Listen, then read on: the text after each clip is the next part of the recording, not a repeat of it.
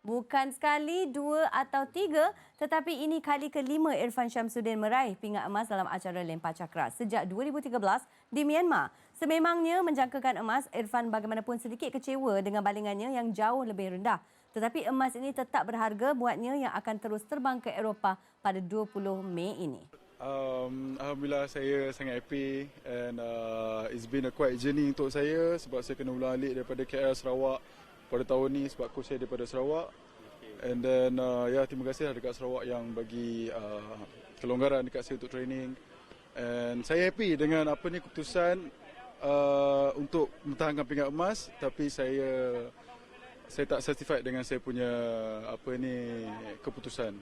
Okey, maknanya jarak balingan itu. Ya, jarak saya boleh perbaiki lagi, cuma mungkin saya push too much dekat teknik, sampai teknik saya pun terabur kan. Lepas tu tak apa, every competition there is a lesson and there always a room for improvement lah, untuk saya improve every.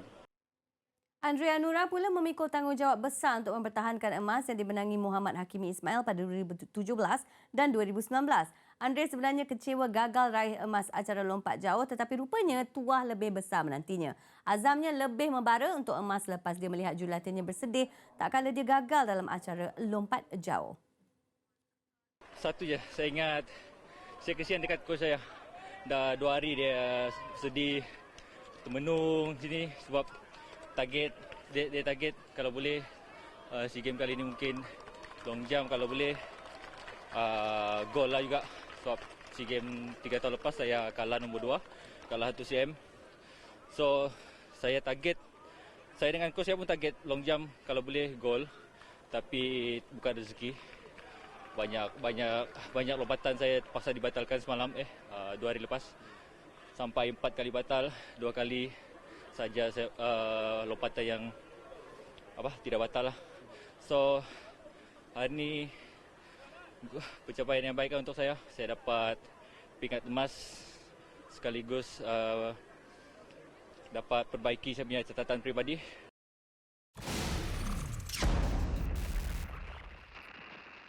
Tanpa lengahkan masa, kita pandang ke belakang dan kita tatap wajah handsome ni, Abang Sari. Tuan punya dah start dah dia. Dia set rambut Dia dah set today, guys. Alah. Bertuah dia dapat dengar lagu Negaraku, dia berkumandang 2 kali ya.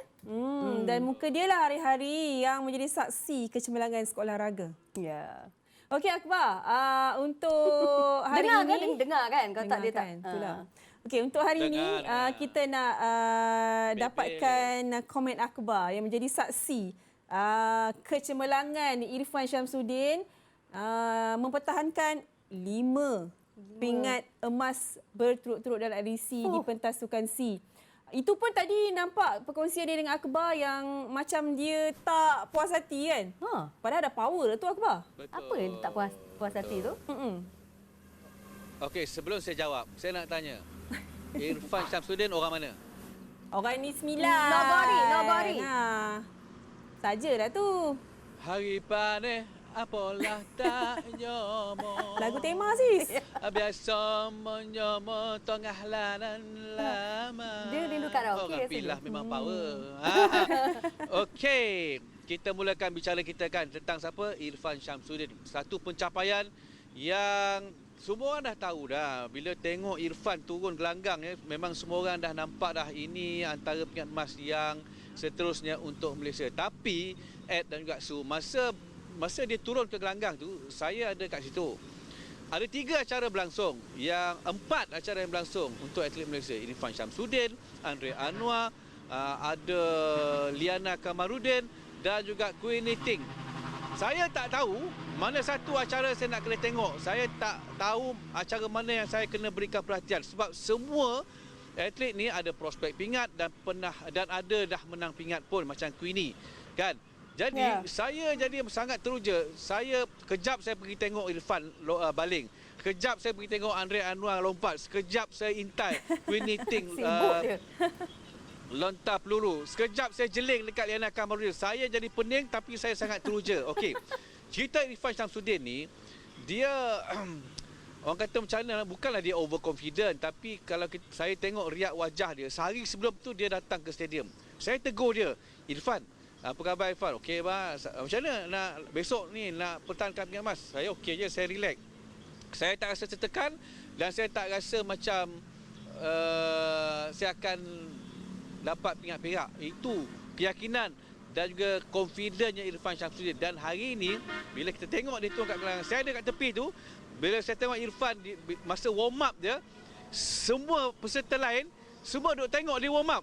Itu yang saya dapat rasa wow. Nampaknya ini bukan satu lagi orang kata cubaan, ini betul-betul. Memang ada seorang atlet daripada Filipina tadi, dia tinggi, badan dia besar, style dengan pakai sunglasses, nampak macam American lah. Tapi dia sendiri pun saya tengok macam dia goyang bila dia tengok Irfan praktis untuk buat balingan. Tapi memang betul lah, masa Irfan baling kan, memang semua orang kat situ duk tengok teknik Irfan, macam mana dia pusing, macam mana dia baling dan macam mana dia mengumpul tenaga untuk melakukan balingan yang jauh. Itulah Irfan Syamsuddin. Saya tanya dia tadi, Irfan, awak ni manusia ke transformer ni?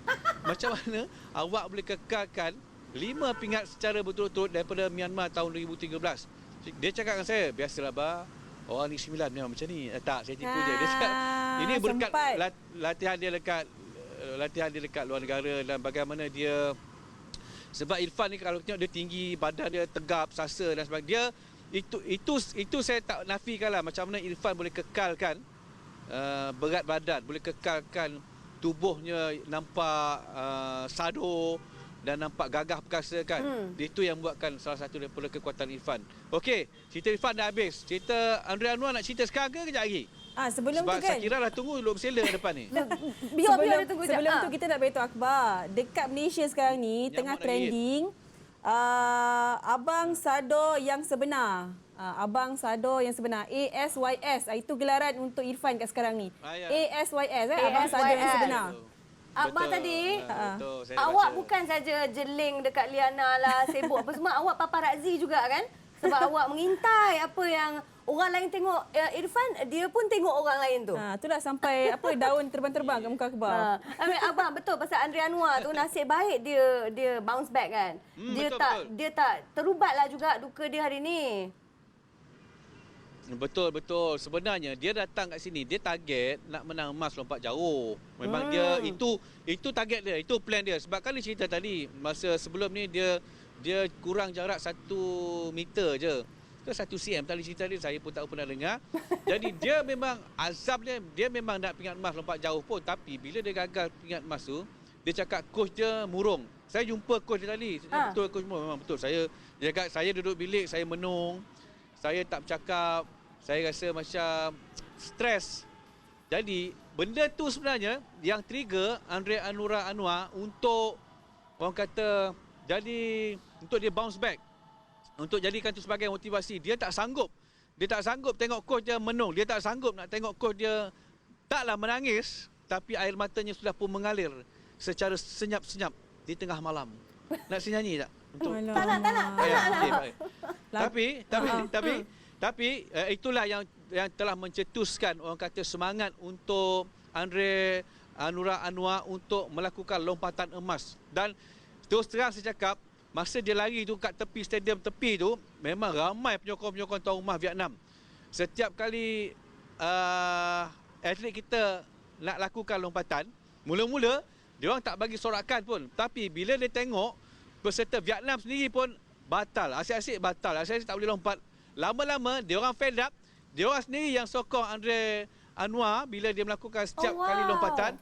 Dan saya rasa itu juga yang mencetuskan semangat untuk dia. Orang Vietnam kot yang sokong pelari kita. Saya duduk kat tepi pun saya rasa bangga lah. Saya rasa macam, inilah sebenarnya orang kata dia respect dengan atlet kita yang mampu untuk daripada start. Masa dia start tadi, tak ada orang yang nak sokong dia pun. Kecuali kita orang lah, media Malaysia yang ada kat situ. Tapi bila saya tengok penyokong-penyokong Vietnam sendiri yang berikan sokongan kepada Andre Anwar, saya rasa sangat terharu dan saya rasa inilah sebenarnya kejayaan yang dihargai bukan saja oleh rakyat Malaysia, tapi dihargai oleh orang lain juga yang rasa kagum dengan lompatan bersih, cantik. Kalau dulu terbang, Latif terbang kan, yang ini apa cakap? Lompat. Melompat, melayang. terbang sayup ke bintang. Mengijang. Ke Jora. Dia bila dah tengah malam macam ni lah. Dia mengijang. mengijang. Aku Basari tengah mengijang sekarang ni. Tapi yang pasti saya rasa... Satu lagi saya nak share satu lagi boleh? Ya, silakan. Silakan. Saya lah wartawan Malaysia yang terakhir keluar daripada Stadium Maidin. Sebab Yes. saya nak berjumpa dengan Irfan Syamsuddin sebab saya tak kesempatan kan. Tadi kan petang kita ada live cross kan. Jadi dia dah habis acara, saya tak sempat jumpa. Jadi saya tunggu sampai dia balik untuk dapatkan temu bola eksklusif bersama Irfan Syamsuddin, dan dia katakan, Akbar, ini juga adalah emas untuk Akbar. Wow. Ingatkan Abah lambat sebab tutup lampu stadium. Tahniah, Tu Syakira lah jelas nanti dia cakap bila turn saya ni. Awak kalau Andre Anwar tu dengan coach dia Firdaus Salim kan? Dia macam awak bolehlah tumpang jadi coach. Apa tu untuk Ada orang cakap muka saya macam Irfan Syamsuddin. Tak ada. Itulah, walaupun jauh tapi kita iakan je lah hari ni. Okey, satu lagi acara yang mungkin kita kurang perkatakan iaitu heptathlon. Nak sebut pun susah ya.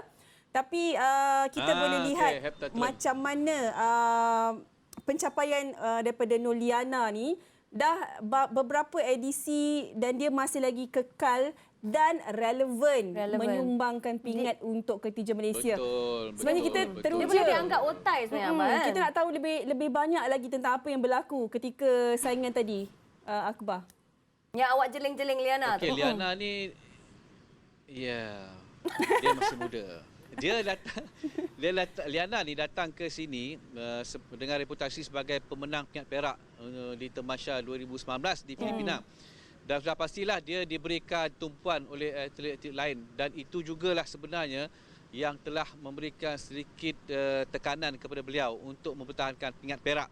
Jadi dia kata, bang, saya dah try dah, saya dah cuba dah bang, tapi abang bayangkan selama 2 tahun ini saya tak berkesempatan pun untuk beraksi di peringkat antarabangsa. Saya tak tahu pun macam mana saya punya prestasi semasa, sebab kalau bertanding di peringkat tempatan mungkin bolehlah jadi ukuran, tapi bukan ukuran sebenarnya, kerana Sukan C ni dia akan bertanding dengan atlet luar negara. Jadi dia katakan bahawa sorry lori horn kuat kat sini kan. Jadi dia cakap, okey bang, tak apa, walaupun saya tak dapat kekalkan pingat perak, diamlah. Akbar, dia Sarawak balik ke tu? Awak salah parking ke? Kameraman salah parking kereta ke tu? Saya tetap puas hati bang, walaupun saya tak dapat kekalkan pingat perak, tetapi saya dapat mencipta my personal best, dia cakap. Itu yang lebih penting. Tak apalah bang, saya tetap boleh naik ke podium walaupun dengan pingat gangsa, tapi personal best ni akan menjadi, orang kata, suntikan motivasi untuk saya selepas ni bang akan bangkit. InsyaAllah, dia cakap, saya akan kembali bangkit garang di Kemboja tahun 2023. Baiklah. Tapi walaupun pun memang terbaik.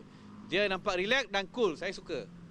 Okey, ingatkan nak panjang lagi. Okey, abang, saya tahu bateri ada bateri yang macam hampir nak habis dah. So secara ringkas, boleh cerita sikit pasal Queenie? Queenie, yes. Oh, Queenie. Okey. Kalau dekat Negeri Sembilan. Bukan okay, bukan baik. buah, Akbar. Queenie Bukan ni, buah. Tahu, saya tak cakap. Itu yang cakap. Okey, Queenie ni sebenarnya dia macam mana nak cakap, dia sebenarnya kalau boleh dia memang nak raih pingat lah dalam acara lontar peluru. Dia nak jadi macam Sarah kan yang menang pingat emas dalam acara lompat bergalah dan juga 4x100 meter. Tapi dia cakap, saya sempat jumpa dia tadi, dia cakap, bang, saya ni sebenarnya suka-suka. Bukan suka-suka macam mana, saya nak cuba bang, saya nak cuba sebab saya dah boleh dapat pingat perak dalam acara lempar cakra. Jadi saya rasa macam saya tak salah kalau saya cuba, dia cakap. Cumanya kalau saya tengok dengan saiz badan pemenang pingat emas untuk acara itu, iaitu daripada Indonesia, dia menang pingat emas. 2 pingat dimenangi oleh atlet perak Thailand, gangsa juga Thailand. Jadi kalau kita tengok, memanglah saiz badan dia orang yang 3 orang naik podium tu adalah saiz badan untuk acara lontar peluru. Okey. Kalau dibandingkan dengan Queenie. Tetapi walau macam mana pun, dia daripada 6 peserta, dia kekal. Daripada balingan yang pertama sampai ke balingan yang terakhir, dia sentiasa kekal berada di posisi yang keempat. Dan Okey. kalau tengok jarak balingannya pun tak jauh dengan Ya. pemenang pingat gangsa. Saya rasa Queenie ini juga sebenarnya ada potensi. Sebab acara Ya, betul. baling-baling ni memang suka. Baling dan lontar ni memang dia suka. Jadi kalau dia dah menang pingat perak dalam acara lempar cakra, saya rasa tak mustahil di Kemboja tahun depan dia akan letakkan antara prospek jugalah untuk meraih pingat dalam acara lontar peluru. Dan dia happy, dia senyum je. Dia happy, dia dah menang pingat kan. Positif Jadi dia dia. got nothing to lose Betul. untuk dia berduduki tempat yang keempat. Betul, Okey. dia pun masih muda lagi, Betul. banyak lagi orang kata ruang dan peluang untuk dia perbaiki. Ya. Betul. Lemparan dan juga Betul, lontaran. betul. Abang nak cakap something Lemparan untuk dan Nadi lontaran. hari-hari kan? Boleh. Kita punya highlight lah. Bagi saya, highlight saya bila cross dengan Akbar. sebab saya rasa saya berada di ya highlight. ke? Cara penyampaian, cara dia bercerita kan? Ya, Akbar, untuk hari ni Tapi bukan dengan Syakira, bukan kan? Tak ada kan? tak, untuk hari ini saya kalau semalam saya kata Sebab dia Syakira Beyonce. baju pun tak sempat basuh.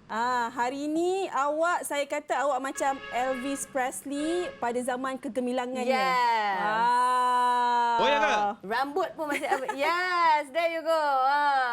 Inilah Okay. highlight Nadia Yeah. kan? Alright, thank you Akbar. Thank you so much. Selamat Thank you, berehat. Abang. Pergi rehat. Mm-mm.